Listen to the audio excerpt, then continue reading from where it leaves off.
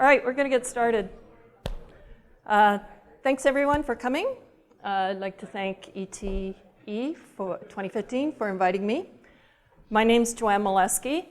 I work as a principal associate with ThoughtWorks. For those of you who aren't aware of ThoughtWorks, we do custom software development. We're a global company, about 3,300 people distributed across China, India, North America, Australia, Singapore, and Turkey, EU, London. So it's a fun place to work. We focus mostly on Agile methodologies, continuous delivery. One of our chief scientists is Martin Fowler. We have a lot of luminaries who go around the world and talk about different things. And somehow, I found myself employed by ThoughtWorks 4 years ago when we moved to Australia. And they took a big risk with me because my background is not development, software development. My background is in IT risk and compliance. So I'm one of those people with letters behind her name that allows me to go into projects and development teams and scrutinize how you do your work, called the auditor.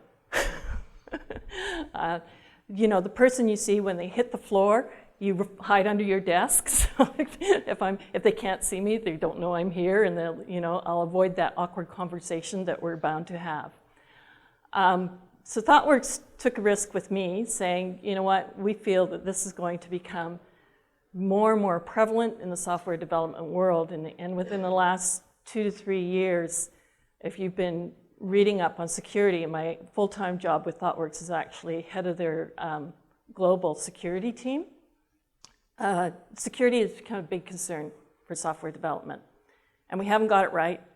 So I'm trying to help with a bunch of other ThoughtWorkers figure out how we're going to build security into the Agile development process and processes such as continuous delivery, so make people go faster.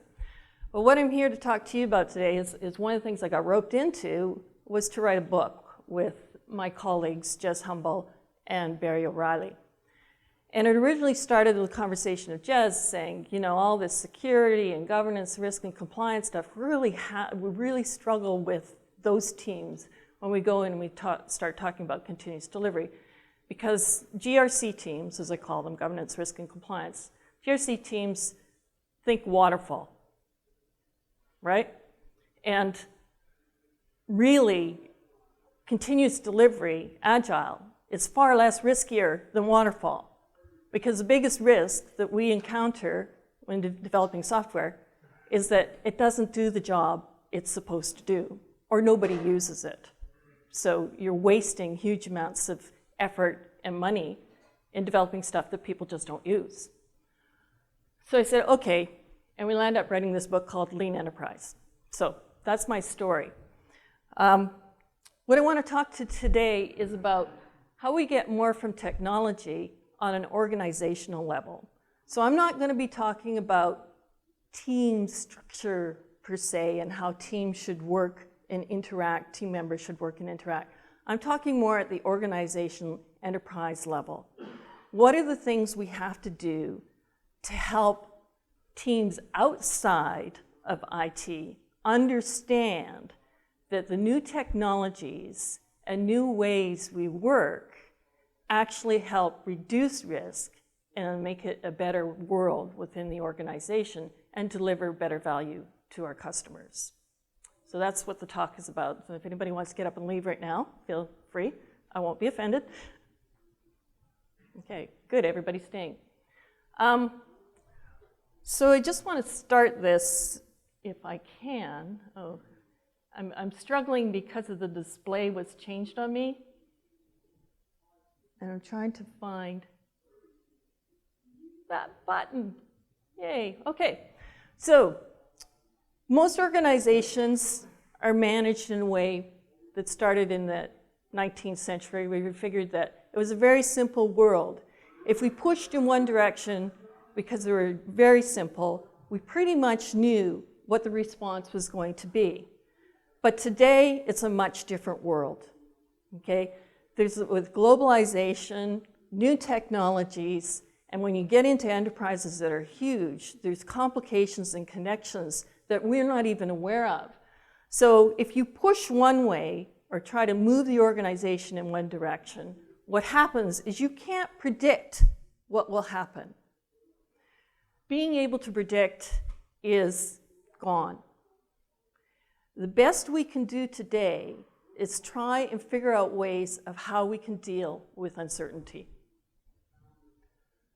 Now, the problem is that our organizations just aren't designed that way. And this is from a quote from Gary Hamel.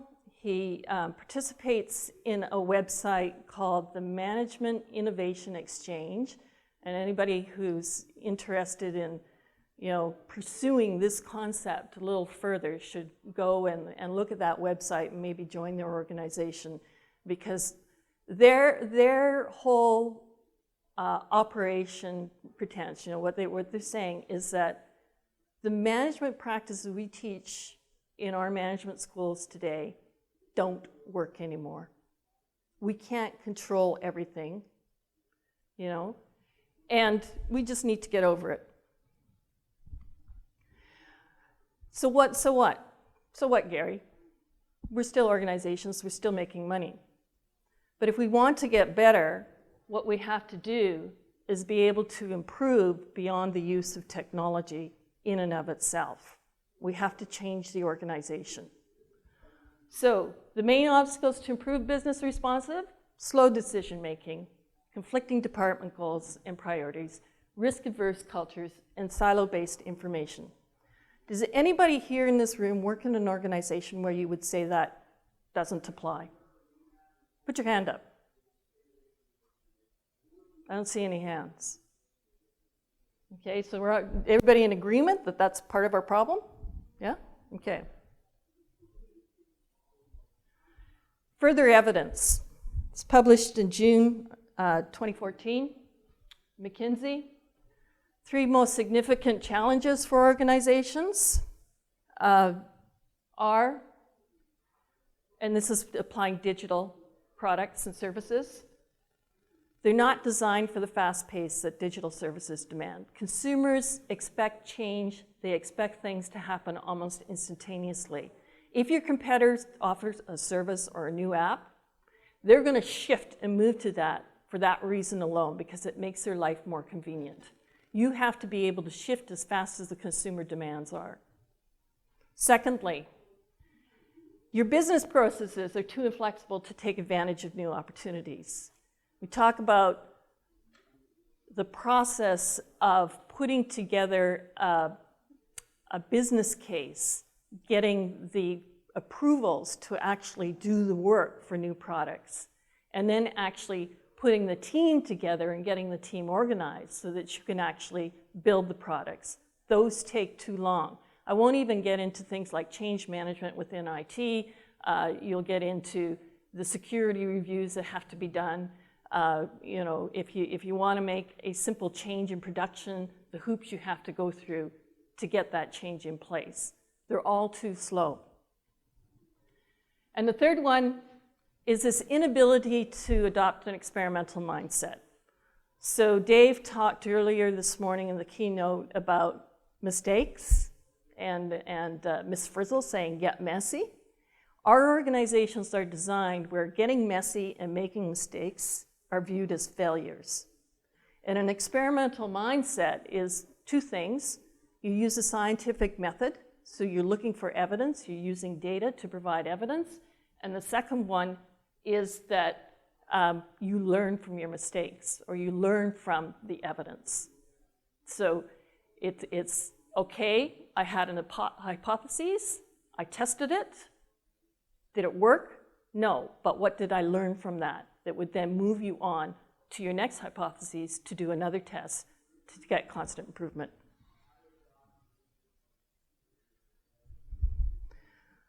So this is more about culture than anything else.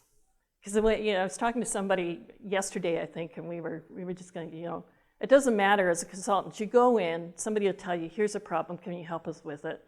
And in the end, you go, It doesn't matter what they said it was when you walk through the door. In the end, it's always a people problem. And the people problem stems from the culture of the organization, more than likely. So we need to start rethinking culture. In most business schools, they'll talk about organizational culture, and then that classic was, the executive defines our culture, okay? And then we'll tell you how we achieve it, and then you go and do it. And everybody will have this culture. Does anybody work in an organization where that's sort of the way that it happens? You got statements on your culture, your mission, your values, and is there a connect to the way the people actually work? I'm seeing some heads shaking. No. Okay. It's actually works the other way on the new model for Shook's version. He says that we need to change the behavior of people, and that drives the culture. So don't try and define your culture, try and define the behaviors that you want people to follow. And a good policy does just that. It doesn't set out rules that say you must do this, this, this, and this. It gives you direction on how you should behave, okay? It also should have some flexibility that people should behave in a manner that gets to where the organization wants to go. So I want to talk about Netflix, and I apologize, I'm going to have to turn quite a bit to look at the screen because something happened with PowerPoint madness. So this is Netflix, pretty successful organization today. Pretty much wiped out a lot of the video, physical video and DVD rental stores. Working on television stations right now. If I was Comcast, I'd be getting nervous. But anyway, but they're very clear, and they set out, we have a set of values, and these values should drive the way our people behave. And talked to Adrian Crowcroft and a few people who say, yeah, this is the way it happens in Netflix, and we select people so that it does happen. So we want high performance. If you're not high performer, we get rid of you. Now Netflix is, pretty, how can I put this? They're pretty tough. You're in the bottom 10%, you're gone, right? No questions asked. If we don't have a role for you to fill anymore because we've changed technology, you're gone. We make it easy for you to go. We give you a nice package and we provide you with assistance, but you're gone because we don't want to carry you anymore, okay? You have freedom and responsibility as a team to figure out how you're going to work, but that's the freedom part. The responsibility is what the outcomes are, you're also responsible for. So if you make a mess, you clean it up, right? It's not this over the wall, I've made a mess here, operations go and deal with it. So you make decisions, but you're responsible for the outcome of those decisions. And what that does is it forces people to think about, do I want to deal with replications if I'm not sure what the outcome is going to be? So that fosters a lot of experimentation, so they go, do we have a pretty good idea that this is going to work? They talk about context and not control, and I'll speak to that a little bit later, but it's more about this is what we want to achieve. Think about how that works within your group. We're not going to control how you actually get that done. That's your decision. They're highly aligned, loosely coupled. If anybody's watched the Spotify video that went viral, about autonomous but aligned, it's sort of like that. We all have a goal, we know what we want to achieve, people make decisions, talk to each other, collaborate. They pay top of the market. They encourage their people to go out for job interviews. Now, I'm not exactly sure how this works in Silicon Valley, because if I was interviewing somebody from Netflix, I'm saying they just want to know what I'm going to be paying them. Because then they go back and they say, yeah, I had a job interview with somebody else, Amazon, and they were going to pay me this much money, and Netflix will match it or even go higher. And they believe in promotions from within and personal development. So everybody has personal development plans. They've given time to actually pursue those, 10% of their time to look through. I want to learn about this, so I get a day every 2 weeks to actually go and do that. And they follow through with it. How many organizations, people working in organizations here, would say that your organization is close to having, maybe not the same statements, but a statement that says, here's what we value, and they actually follow through? A few heads, a few hands, good, yeah. I'll give you an example of an organization later that I used to work for. So I just want to talk a little bit more about culture, and this is an adaptation that I read Michael Sahoda's book, really lovely little book, it's free, An Agile Adoption and Transformation Survival Guide. Okay, because this is basically what we're talking about is transforming organizations and teams. But the Schneider cultural model has 4 quadrants. And it's basically whether it's people and, let me see, I've lost some stuff there. Lovely PowerPoint. So on the, the vertical axis there, it should be people, and on the bottom, it's more about the technology. And on the left-hand side, it's about collaboration and experimentation, and the right-hand side is all about the organization. I think I got those right. I might have mixed them up. But 4 quadrants, he says, basically organizations are either control-centered, collaboration-centered, cultivation-centered, and competence-centered. Now that works for departments within organizations as well. So you have the total organization, like a bank might be very control-centered, whereas a startup may be the cultivation-centered, okay? But even the way we work within teams places us within a quadrant. And what happens is we get diametrically opposed targets, goals, objectives that causes friction within an organization. And a lot of it comes from the GRC, governance, risk and compliance, finance, and IT operations, okay? Our goal is to keep things stable. How do you keep things stable? You don't change anything, right? Don't change anything, okay? Whereas we want organizations to be able to adapt faster to customer demands, to experiment more and learn. And we want to be agile and lean. What does that involve? Change things faster. Okay, so you can see how this creates a little bit of conflict within organizations. So it's up to the executive level to get that straightened out.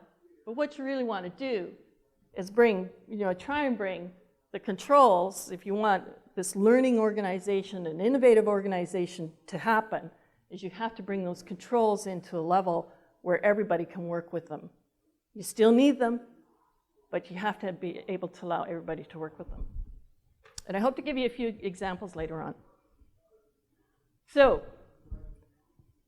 how many people recognize something like this within their organization? You guys got org charts?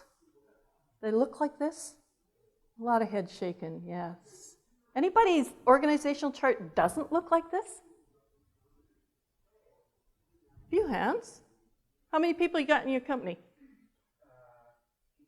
Yeah. Did I see another hand? A few hundred. Yeah. ThoughtWorks is much flatter than this. It's kind of like, creates a lot of chaos. You have 3,300 people, different regions, and it's tough not to have this when you get to be a certain size with global distribution. But essentially, and this comes from the Beyond Budgeting Institute and BRT Bognus's work. If anybody, I've got references at the end if you want to pursue these things more. But basically, in the traditional hierarchy bureaucracy, people at the top, the guys at the top say, this is going to be our strategy. You guys in the middle management, you align all the workers, make sure they're doing the right thing, and the workers, you guys execute it the way we tell you to. And then going back up the other way is the workers just go, okay, I'm doing what I'm told, blah, blah, blah. Yeah, I did it the right way. Okay, all the ticks got in the boxes. And then the middle management says, here's my report. My team's doing what they're supposed to do, and we're wonderful. And then the guys at the top are going micromanaging because they really don't understand what's happening at the bottom. So they start to ask questions and drill down, which again just sort of creates a vicious cycle. And eventually what happens with knowledge workers is they don't like to work this way. I'm sorry, you guys at the top, you can't possibly know as much as we know collectively at the bottom. So you can't control it. Now, this is what most organizations look like in reality. You're networked. This is the way society looks today. We're networked. Things get done by people talking to each other. Inside the organization, different teams talking to each other. Outside the organization, looking at what's happening. I mentioned that I lead the global security team. Guess how we find about new vulnerabilities today? Anybody take a guess? Twitter. We used to go to all these bulletins, and they would send out automatic messages. We can find out faster on Twitter than anything else. The guys who actually discovered the vulnerabilities are tweeting about it before. There's a few other things going on there, but that's how we find out about them today. Okay? The largest retail company in the world doesn't own any stores, physical stores. The largest cab service in the world doesn't have taxis. They don't have the cab, what do they call them, tokens? I can't remember what they're called. Medallions, that's the right word, yes. Okay? The largest hotelier in the world today doesn't have physical hotels, doesn't do the laundry, doesn't have restaurants. That's Airbnb. This world is changing. We think about services and the use of technology much differently than that hierarchical structure. And that's how we know more collectively than the guys at the top. So it becomes a matter of, well, how do you deal with that? Really, it's what we call the concept of the principle of mission. It's a different way to look at how organizations work and how you get the autonomous but aligned groups within an organization. So it's a framework for making decisions at all levels. Instead of saying, and this came out of, I can't remember the exact details because I'm not really good at remembering those types of things, but the Prussian army, when they were defeated by Napoleon, realized that that old way of doing things, where you lined up the cavalry with the foot soldiers behind, and the cavalry did charges against the enemy's lines, and then the foot soldiers got each other and they just hacked and slashed at each other. Didn't work because Napoleon started to use guerrilla warfare. We had smaller groups harassing their army, and Napoleon basically overrun the Prussian army. They lost the war. So they said, you know what? We have to be able to adapt and modify the way we work. And this concept needs to be actually applied to organizations today. How do we adapt and modify the way we work based on the situation we are in? And this is to say, okay, overall, here's our target. This is the goal we want to achieve. If we move it back to today, like if we want to achieve this in 2 years, what would it look like in 3 months? What would it look like in 6 months? What, 12 months, blah, blah, blah. Teams then are allowed to say, this is what we're going to do to help to achieve that goal.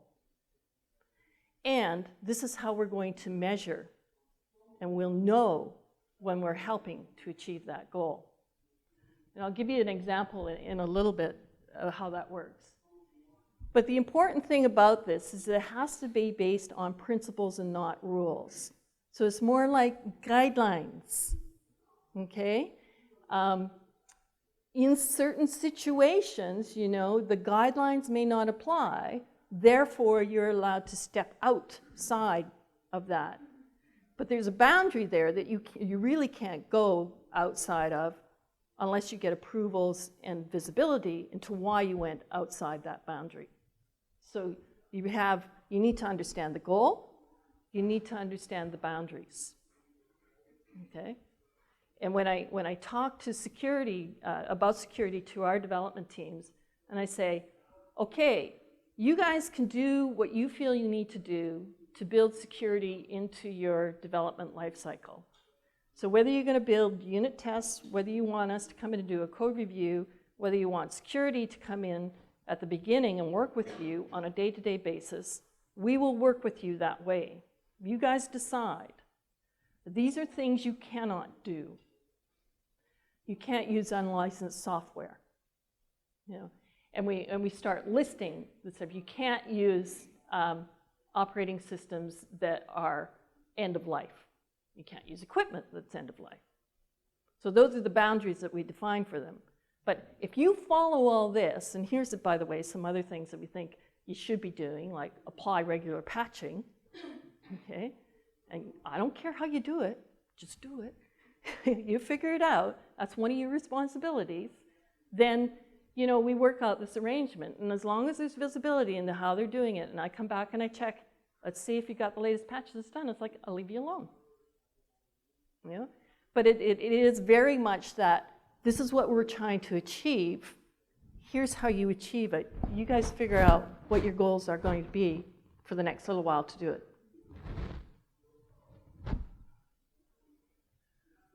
So I just wanted to put this up. There's a lot of words in there.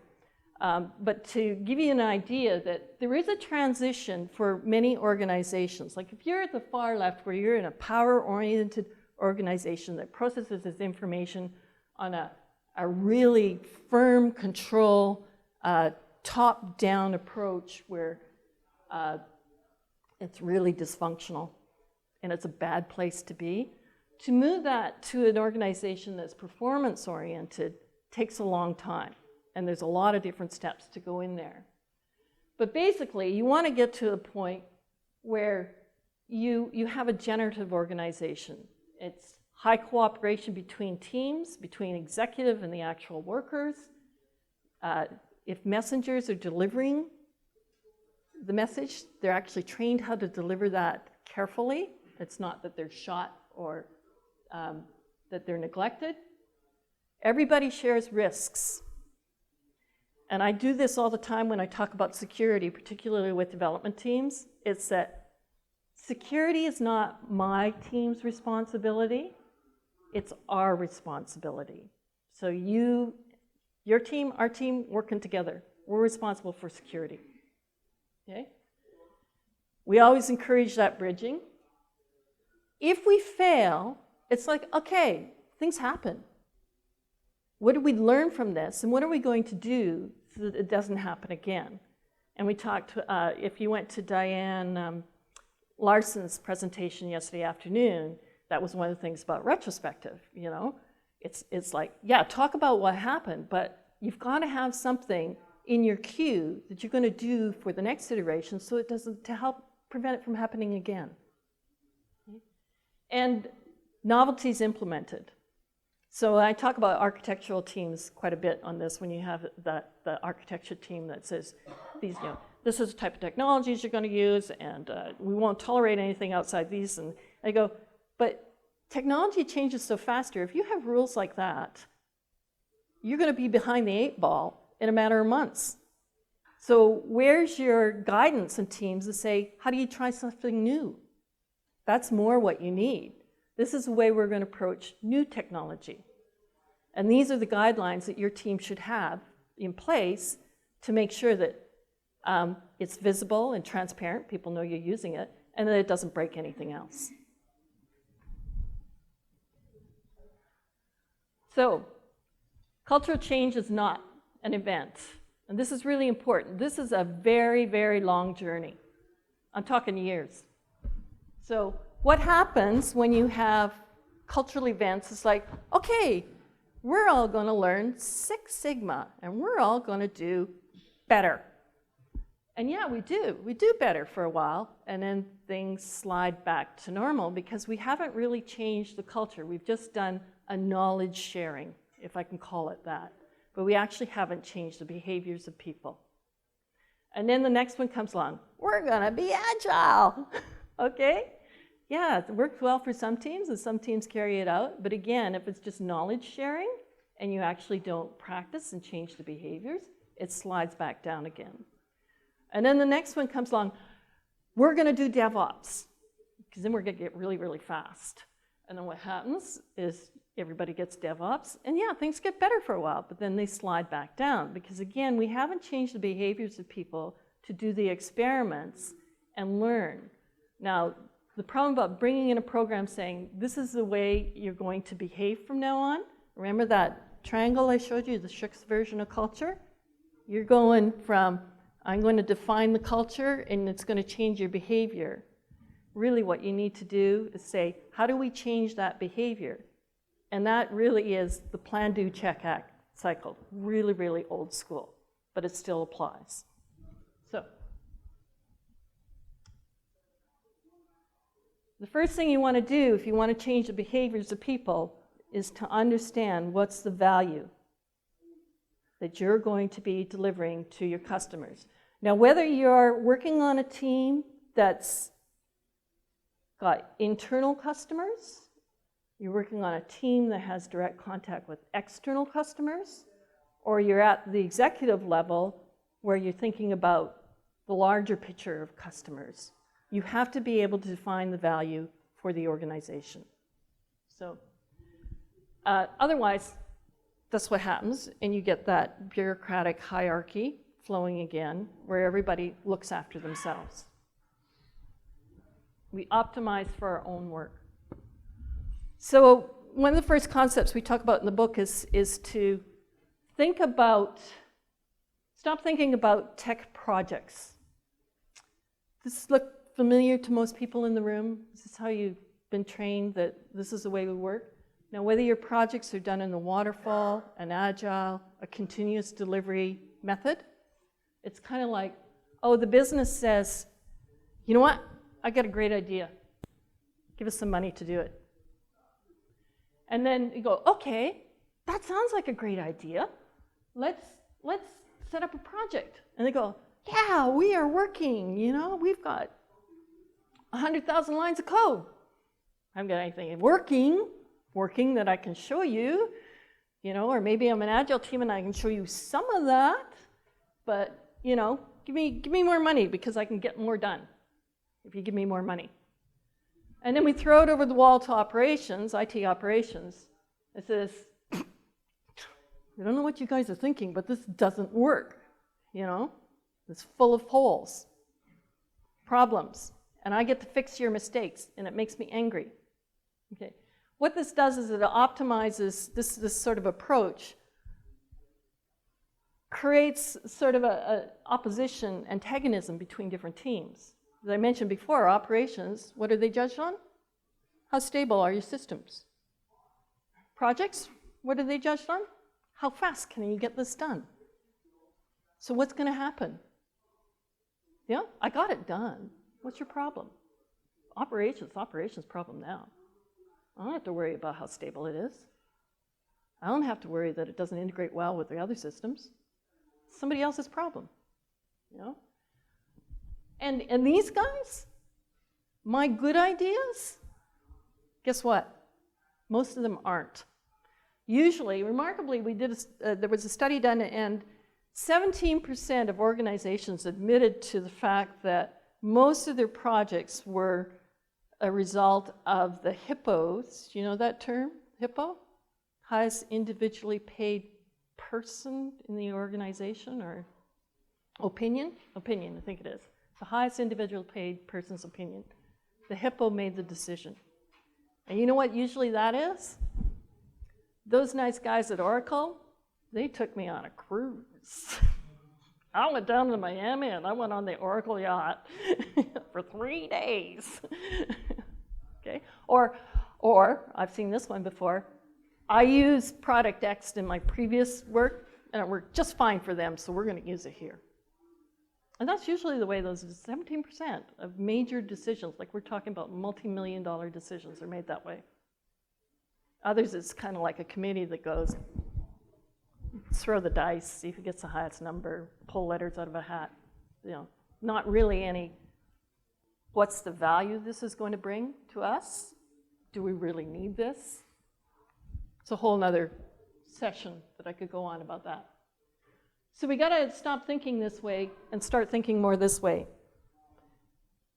Products that deliver value to our customers, that include end-to-end, from I have an idea to a person actually using it. And what's the value that's going to be? This model allows us to think more, what's the value stream from end to end? Where are all my bottlenecks? Where is my waste? It also allows us to say, how much does that product really cost us? So nothing burns me more than when I hear some project manager saying, I did the CRM project at company Y, and we were on time, on budget, and we really don't talk so much about the scope, but on time, on budget, and we did a great job, you know, and we had a big celebration at the end when it went live. And then you go talk to the operations people, and they go, yeah, licensing costs, outrageous. Support costs, outrageous. Functionality, complaints from our customers, outrageous, right? And that's, you know, but when you look at product teams, so if I'm actually going to implement a new project, I'm going to be the one supporting it when it goes to production. There's all of a sudden a shift in the mindset about, is this something that we really want to do? Okay? And when we make a decision about whether we put something into production or not, we're really quite careful to make sure it's the right thing, not just something, but it's actually the right thing and going to deliver value to our customers. So, how do we define and measure value? I've been throwing that word around quite a bit. First thing is measure things that matter. Outputs versus outcome. Anybody know the difference? A process talks a lot about outputs. I have a bunch of activities, I have something in the end. So I talk about change management quite a bit when I talk about this. An output from a change management program is, I have that ticket, it was approved, it got all the checks on it, and I can move that to production. That's an output. My outcome, what happened in production? Okay, that's the difference. So you want to measure outcomes. Yeah, I got that puppy, I got that piece of software into production, it may even work really well. Nobody's using it. Our customers hate it. Okay. Total difference. So here are questions you want to ask, and what you measure is going to change from organization to organization. Are we getting better at what we do? Are customers happy? Are they supporting us? Do they like to use their products? Do they tell their friends about us? Okay. Are we in better overall financial position as a result of the work we did, as opposed to what we didn't do? And I'm talking about portfolio management. When you say projects, I've got 20 projects, I have to choose 3 or 4. How do I know that of 16 that I'm going to lay aside, some of those weren't better than the 3 or 4 that I actually chose? Again, a whole nother presentation. But you need to think about those things. Are we missing something that has greater value than what we're actually doing? And have we reduced the overall complexity of our technical solutions? And being IT manager, I talk about this all the time with my teams. They go, oh, shiny new object, I want it, we got to put it in. And I'm going, it's just so much better. And I go, well, what's the driving business need for this? Tell me, first of all. And secondly, what are you going to take out when you put this in? because I want to know what it's going to replace. And then it's kind of like, oh. I said, I'm happy to put it in, but you're going to have to support two products now, because I'm going to put it in your portfolio because you want it. And if you can't support both, you're going to have to decide which one you don't want. So define and measure value. I just want to talk a little bit about an organization I worked for prior to ThoughtWorks. It was WestJet, an airline in Canada. Has anybody heard of WestJet here? Well, it's kind of modeled after Southwest. So in Canada, we have a much smaller population that travels, but WestJet made a phenomenal growth in Canada by using that low-cost airline model to introduce competition to Air Canada. And what I learned there was, in an airline, there's one metric that matters when we talk about value, and it's called the available seat mile. You haven't got, I guess if we need you, it's kilometer, but and so what it is number of seats in an aircraft multiplied by the miles that the aircraft collectively fly gives you millions of seat miles, okay? And what we then say is, what's the cost? What's the revenue by available seat mile? And everybody was judged on this. So IT was judged on available seat mile. And of course, when we were working, when I was working at WestJet, it was a really big time of technology explosion for airlines. So the little barcodes you have, barcode readers you have for your boarding passes, we were the first airline in North America to put those in place. But that was totally new. We were the first airline that went to electronic tickets. Again, totally new. And when kiosks came in to get, do the online on-site check-in instead of going to the agent, again, totally new. But all these increased technology costs quite significantly. And every time we went through this technology change, our job was to say, here's how much this specific change in technology is going to cost, this new product or service that you're offering from end to end.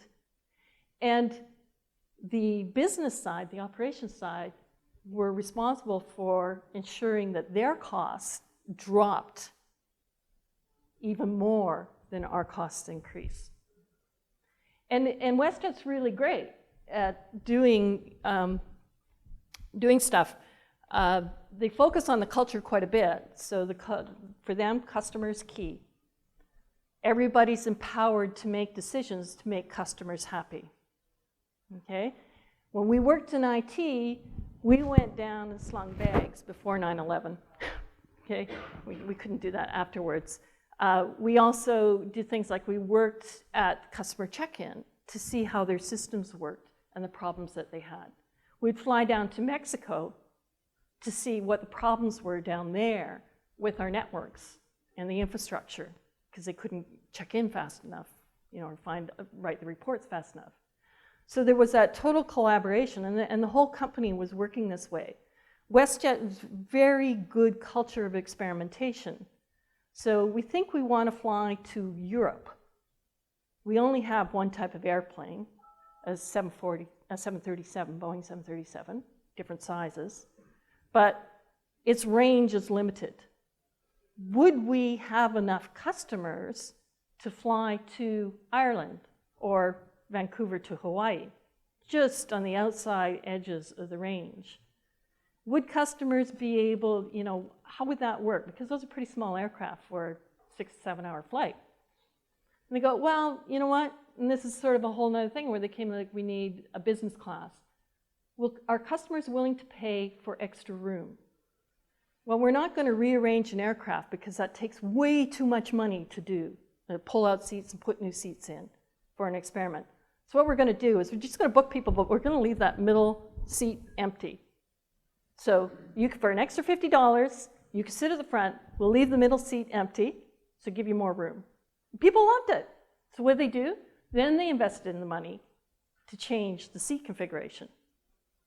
So they think in terms of experimentation beyond technology, but that pulls back into technology, where you can then say within the culture of the organization as one of experimentation, let's do continuous delivery.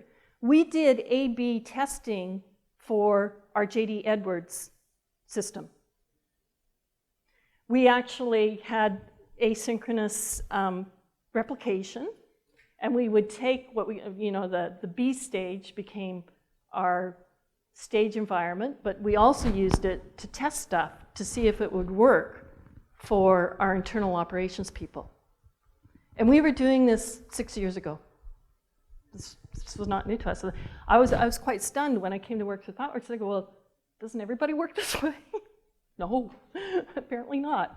But it can be done. But it is that culture where you have to focus on it. And the important thing that they do is they share the rewards with everybody. So part of their culture, up to 20% of their net profits twice a year are shared with the employees. So I used to get a bonus check every 6 months, except for one time I didn't. I just got my 4 buddy passes, which allowed me to give standby access to my friends. But they do share all of the rewards.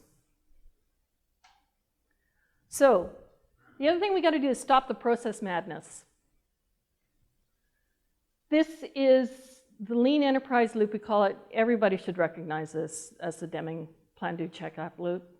Okay? This is what enterprises do. Plan, do, plan, do, plan, do. You got to check and act. You got to measure outcomes, and you got to build into your delivery cycle what the changes are going to be. You have to act. Other process madness. This is things you do.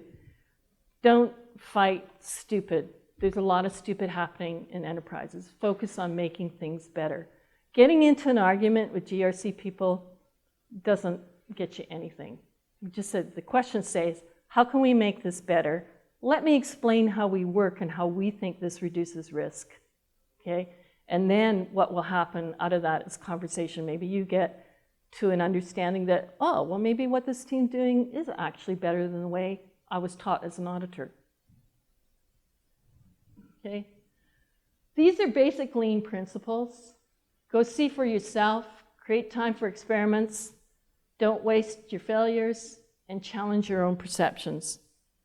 And now, because it's time to have a little flash, because I've been talking for quite a long time, another visual. So test, 2 squares there, one labeled A, one labeled B. How many people in the room think that they're the same color? A couple of hands. Well, how many think they're different colors? A couple of hands there. How many people don't know? My friends. Okay? I'm going to copy A. You might have seen that. I'll move it down to B to show you that they are indeed the same color. Okay? How's that work? You guys know why? The shadow from the cylinder. Just go back, prove that I'm not lying. I didn't change anything. I was a direct copy. Okay? This is the concept. We have to challenge all our assumptions. And I go back to the fact that most of our guesses, and I do call them guesses, about how things will work, what the results will be, are wrong. So there was a study done, the people at Microsoft Bing did a lot of A/B testing. And just to see, they said, okay, let's put all our ideas up on a board, and we're going to vet them, and we're going to choose the good ones, the ones we think are good ideas that are going to improve the value that Bing brings to our customers. 33% actually improved the value. So they got the results that they were looking for. 33% made no difference at all. So essentially, we did a lot of work and didn't achieve anything. Okay? The other 33% actually decreased the value. They got negative results. So that's vetting good ideas. So that, all that does is it tells us that we need to experiment before we actually start doing stuff. Technology allows us to do stuff faster. Okay? Thinking about it, how we're going to use it, actually allows us to do the right thing. Build the right thing. Build something that people are going to use. Okay. Just want to show you single and double loop learning. This is what happens quite a bit in enterprises. We have actions, strategies. This is what we do. We get results. A lot of those results are outputs and not outcomes. And then we just go back and start doing them over and over and over again. Is this the definition of madness? Okay. Really what we need to do to get better results is go back to the mental model about why are we doing the things we do. And these are everyday activities within your teams even, and within the organization. So if you're having a daily stand-up, I challenge you as a team member to think about why you're having a daily stand-up, and think about what are the things you would change to make that better. Because I go and watch teams in daily stand-ups, and even I'm guilty of this myself with our team stand-ups. Every once in a while I have to pull back and say, whoa, whoa, whoa. We're like, it's a status report. It's not about talking about who needs to connect with who during the day and understanding what how the team's moving forward. It's just like, these are the things I did. This is what I'm going to do. But nobody really talks about the interactions that should be happening as a result of that. So. Adapting to customer expectations. So we all know technologies as strategic capabilities. What we have to do is get maximum value by getting people to work together. And the first thing about that is to involve your customers and users in your experimentations.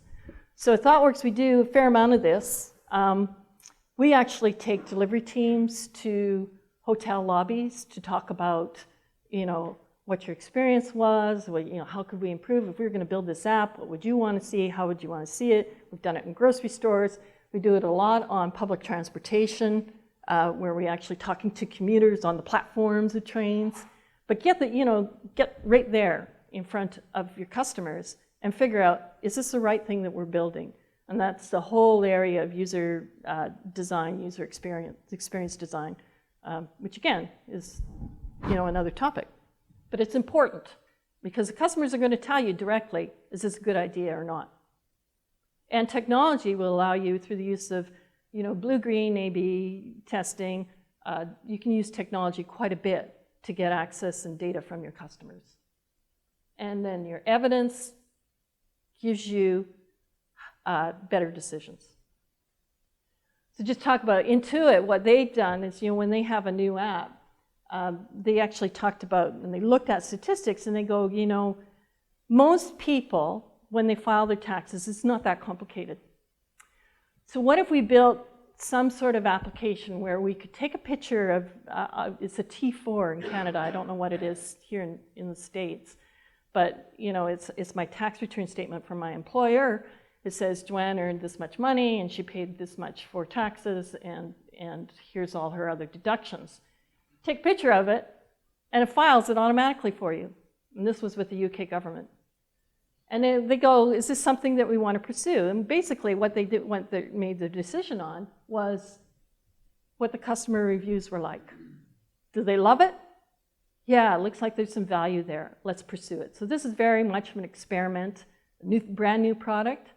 Let's see if we can actually explore that a little bit more and exploit it into something that's of value. Which brought to me, as a consumer, I said, why couldn't my employer just file that with Revenue Canada and Revenue Canada do that? Because that's got to be so easy. Like if I don't have any complicated deductions. But this is what they do. Okay, they look at what they call them love metrics. Another thing we got to do is map value stream. I'm not going to get into value stream mapping. You could spend a 3-day course on that, and you probably, it's still something that you get with experience. But basically, it's looking at all the steps from end to end. I've got an idea to customers get it. And you look at things like, what are the times involved? Waiting times versus actual times it is to do the work, okay? Usually huge disparities there. 2 hours of work, I wait 3 weeks to do it, right? And the idea is to actually encourage collaboration with teams, because when you do the value stream mapping, you bring cross-functional teams in that look at the end-to-end product and service, and you can bring your GRC teams in for this as well. That works really well to show them, you know, from a perspective there, how much we actually waste by waiting and doing steps that bring no value to the customer. And then the important thing about value stream mapping, though, is it gives you a baseline in which you then can measure improvement. So over time, as a team, you're working together, you come back 3 months later, and you do the value stream mapping again, say, have we got better at this? You target areas of bottlenecks to say, these are what we're going to work on, and see if we can make improvements on it. But it's an endless process. And even when you think you've got it done, next week it'll be out of date. So you got to do it again, because things change all the time. This never ends. And that's why when we looked at that change cycle, if you view change as an event, you always slip back to BAU. Things will always work their way in that creates new bottlenecks. And you always have to be on top of them to keep changing them. So in seeking perfection at an organizational level, how does all this plan, do, check, act work? Okay, so at the highest level, the executive, the board of directors, should be establishing the next target. And their job is to communicate what that is. It's not to say, this is how you're going to do it. It's saying, this is what we want to achieve. You do value stream mapping to say, we have a current state today. This is what we think it should look like in the future to help us meet our targets. Right? And from there, that then goes down to, well, I've got a process block. Those damn GRC people. Okay? Go talk to them and see if we can do some unblocking by getting a shared understanding of what we're trying to achieve, getting a common understanding of the language that each other uses and the capabilities of each other's teams. Collaborate. And then we get down to the process level where we actually change the way we execute our work. And this is, again, plan, do, check, act at an organizational level. It talks about the executives setting the objectives and directions. There's a catch-ball where you have business units are doing their plan, do, check, act. Is it all in alignment with what we have for objectives and directives? And then the delivery teams are actually picking it up and moving it too. But everybody's, it's that whole thing, it's constantly changing. So get used to it. That's the world today. I can't tell you what exactly it would look like for your organization, because it depends on where you are. Depends on who your customers are. And it depends on what your organization objectives and directives are. Okay? Regular reviews to monitor progress, very, very important. So just want to talk about the UK government, because I think this is a good example of an enterprise level organizational, big organization changing things. They were in a lot of trouble. They had the National Health Service and Business Link as digital services. This is what was happening. They had a program to computerize all patient records. The projected cost was £2.3 billion in 2002. 2011, it still wasn't finished. Over £10 billion had been spent. We still don't have anything that works. They kept working at it. At the end of 2013, they only had 55% of the patient records in there. So that was a huge catastrophe that got a lot of coverage in the press. Business Link, use our digital services. They were screwed. I don't know any other word for it. They had gone to multi-platforms. Each service within the government had different service providers. Nobody did their own work. And everybody had their own styles. And the processes within the services were a replication of what you would do manually. And it was really, you went to every site, they all looked different, they all operated differently, and there was no consistency. And users just said, why bother?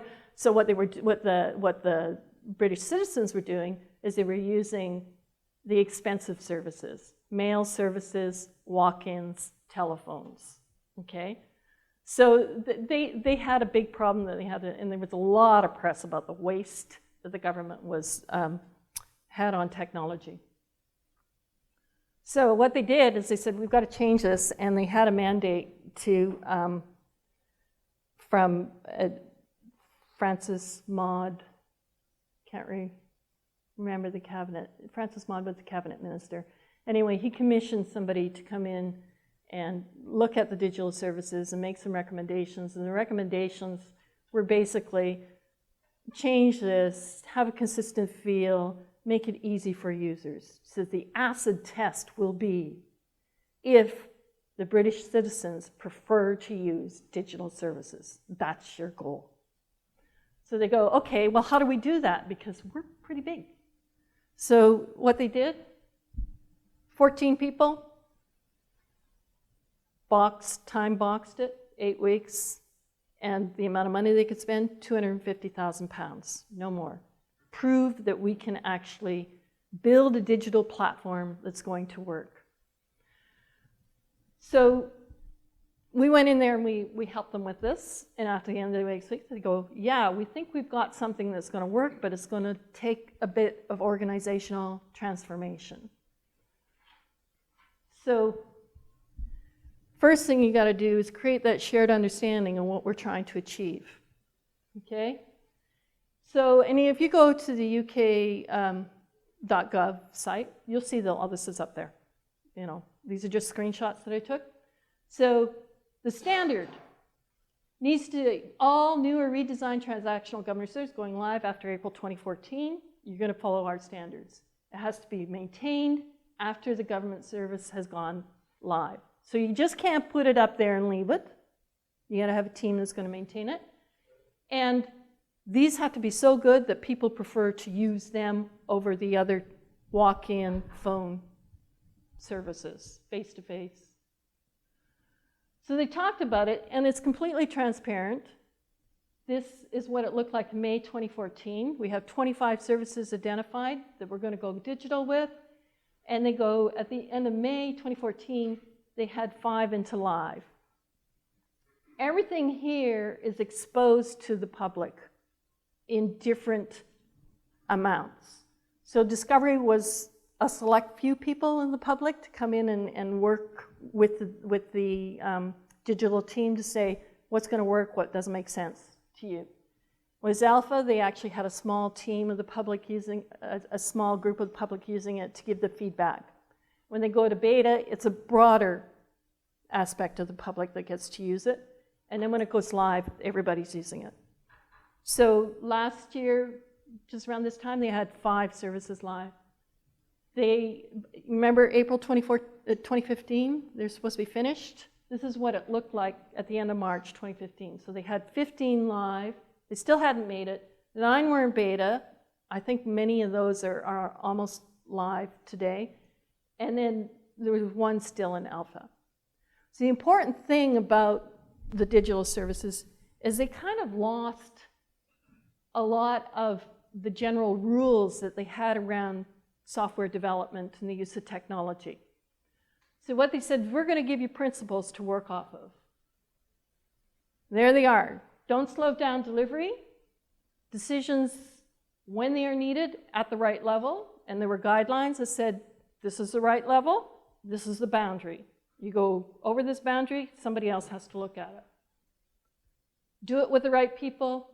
Go see for yourself. Only do if it adds value. And then the last one was trust but verify. And as a security people, I really like this. I tell a lot of, I trust you to do the right thing, but if I come in and look at it, I better be able to see that you're actually done the right thing. So that's what they did. And that's how they moved quickly. Now they also ran into trouble because they found out that the way they managed contracts created a huge issue for delivery teams. Contract managing for most services are designed to favor the incumbents, and it's usually the bigger organizations.